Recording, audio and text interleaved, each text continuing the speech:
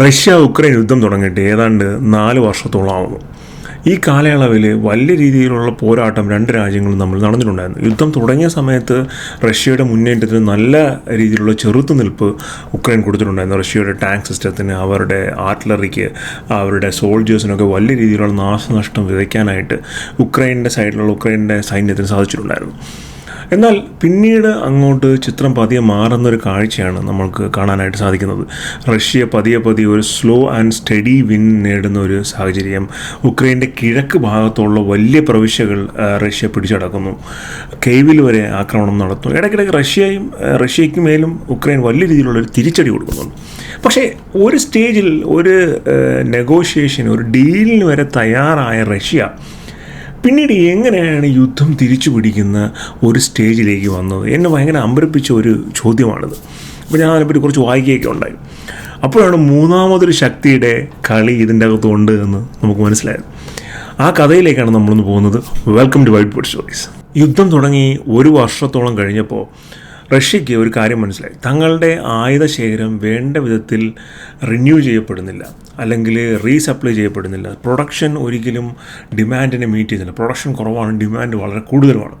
അപ്പോൾ Russian പ്രസിഡൻ്റായ Vladimir പുടിന് തോന്നിയ ഒരു ഐഡിയയാണ് എങ്ങനെയെങ്കിലും ചീപ്പായിട്ടുള്ള ഒരു സൊല്യൂഷൻ ഉപയോഗിച്ച് ഉക്രൈന് മാക്സിമം ഡാമേജ് ഉണ്ടാക്കുക, അല്ലെങ്കിൽ അവരുടെ സിസ്റ്റത്തിനെ മാക്സിമം ഉപയോഗിക്കുന്ന രീതിയിൽ മാറ്റി തീർക്കുക. ഒരു വാർ ഓഫ് അട്രീഷൻ സ്ട്രാറ്റജി എന്ന് ഞാൻ നേരത്തെ ഇസ്രായേൽ യുദ്ധത്തിനെക്കുറിച്ച് പറഞ്ഞിട്ടുണ്ടായിരുന്നു. അതൊരു പുതിയ സ്ട്രാറ്റജിയാണ് വാർ ഓഫ് അട്രീഷൻ എന്ന് പറഞ്ഞാൽ. എന്ന് വെച്ചാൽ ചീപ്പായിട്ടുള്ള വെപ്പൺസ് ഉപയോഗിച്ച് എതിരാളിയുടെ വില കൂടിയ വെപ്പൺ സിസ്റ്റത്തിനെ കംപ്ലീറ്റ്ലി യൂട്ടിലൈസ് ചെയ്യുക എന്നുള്ളൊരു രീതിയാണത്.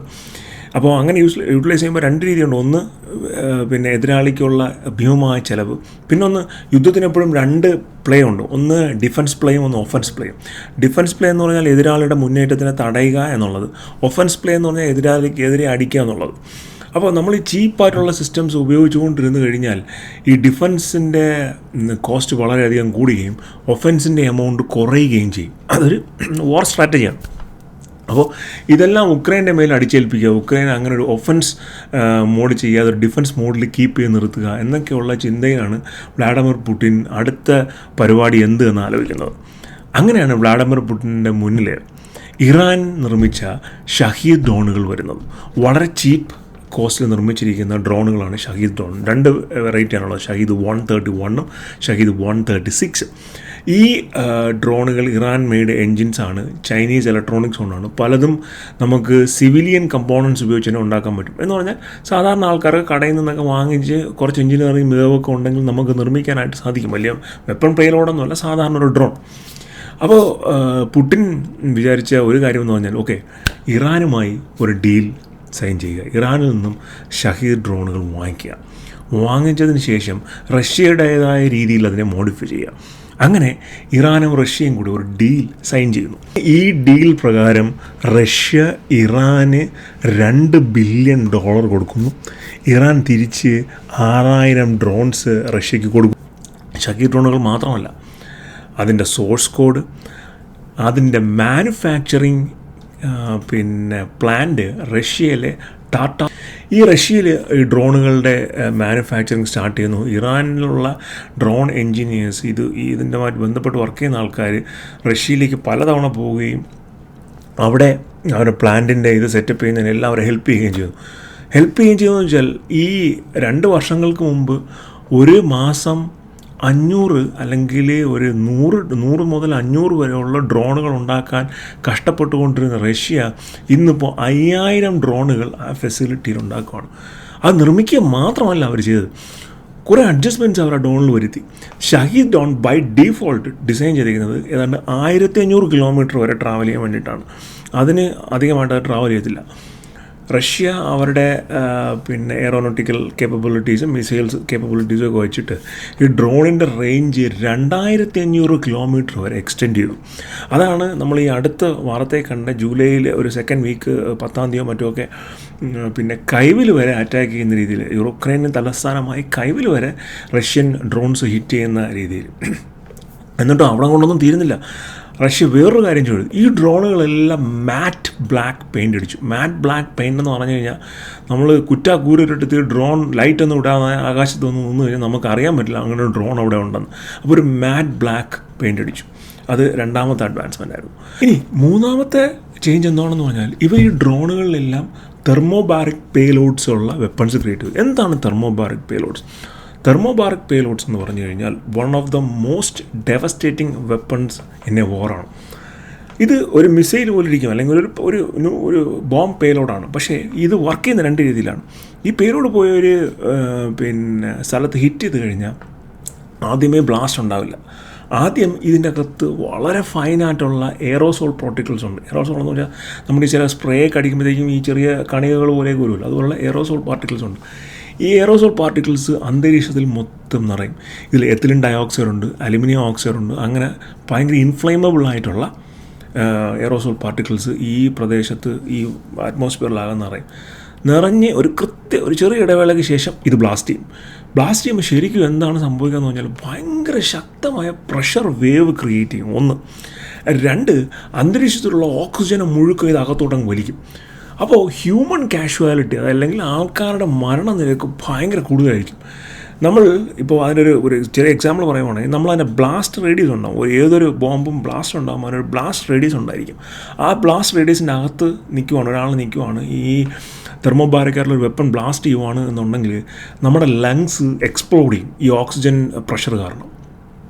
എല്ലാ ഓക്സിജനെ സക്ക് ഔട്ട് ചെയ്തിട്ട് ഒരു ബ്ലാസ്റ്റാണ് നടക്കുന്നത്. അപ്പോൾ ഈ ബ്ലാസ്റ്റിൽ കൂടുതൽ കാഷ്വാലിറ്റീസ് ഉണ്ടാകാനുള്ള സാധ്യത വളരെ കൂടുതലാണ്. മാത്രമല്ല ഈ പ്രഷർ വേവൊക്കെ ഹിറ്റ് ചെയ്യുമ്പോൾ ഈ ടണലുകളുടെ അകത്ത് വലിയ ബിൽഡിങ്ങുകൾക്കകത്തുള്ള വലിയ ഡിസ്ട്രക്ഷൻ ഉണ്ടാക്കുക, അതിനൊക്കെ സാധിക്കും. ഈ പ്രഷർ വേവാണ് ജസ്റ്റ് ഒരു സാധാരണ ബോംബ് പൊട്ടി ഉണ്ടാക്കുന്ന ഇമ്പാക്റ്റിൻ്റെ 2-3 ഇരട്ടി ഇമ്പാക്റ്റ് ഈ തെർമോബാറിക് വെപ്പൺസ് യൂസ് ചെയ്ത് കഴിഞ്ഞാൽ ഉണ്ടാകും.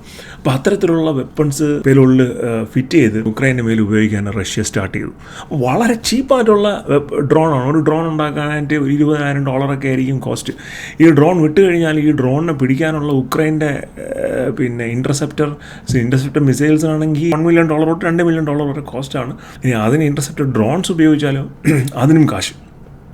ഇനി നാലാമതൊരു കാര്യം കൂടെ റഷ്യ ചെയ്തു, അതാണ് ഡീകോയ് ഡ്രോൺസ് എന്ന് പറഞ്ഞ സാധനം. ഈ ഡീകോയ് ഡ്രോൺസ് എന്ന് പറഞ്ഞു കഴിഞ്ഞാൽ മുകളിലൊരു ഡ്രോൺ ഉണ്ടായിരിക്കും, പേലോഡ് ഒക്കെ ഉള്ള. പക്ഷേ അതിൻ്റെ മുകളിലൊരു ഡീകോയ് ഡ്രോൺ ഉണ്ടായിരിക്കും, താഴെ ആയിരിക്കും ശരിക്കും ആക്ച്വലി പേലോഡ് കണക്ട് ചെയ്തിരിക്കുന്ന ഡ്രോൺ.